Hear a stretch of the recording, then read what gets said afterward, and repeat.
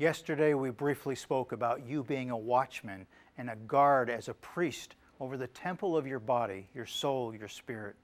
We talked about the gates that you have to guard. My friend, your heart and mind are influenced consciously and subconsciously through whatever passes through the gates of your eyes, your ears, your hands, your nose, your mouth. And the failure to guard the gates of your temple has disastrous consequences.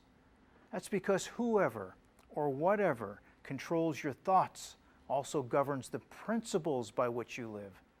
Your eye and your ear gates, to me, they're probably the two gates that have the greatest impact on your life. How?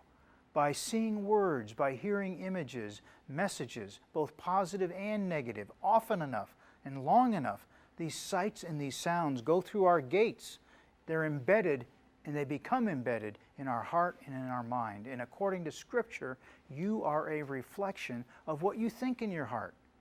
Proverbs 23 verse 7 says, "For as a man thinks within himself, so is he."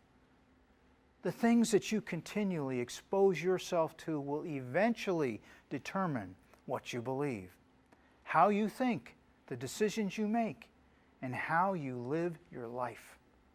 Your behavior, your values, your beliefs, and ultimately your relationship to God are today or will be the result of what you allow to pass through the gates of your five natural senses into your spirit.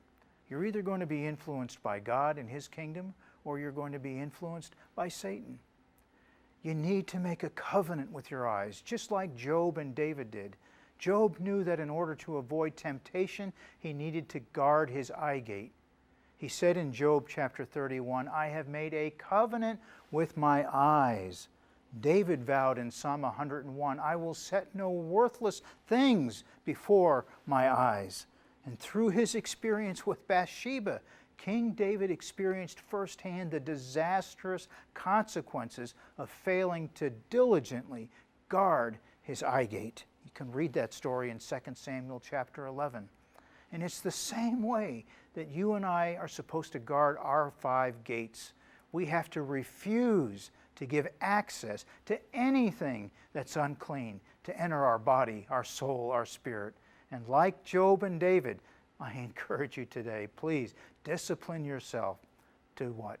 Don't watch, don't listen, don't touch, don't taste, don't speak anything that's displeasing to God and disobedient to His Word.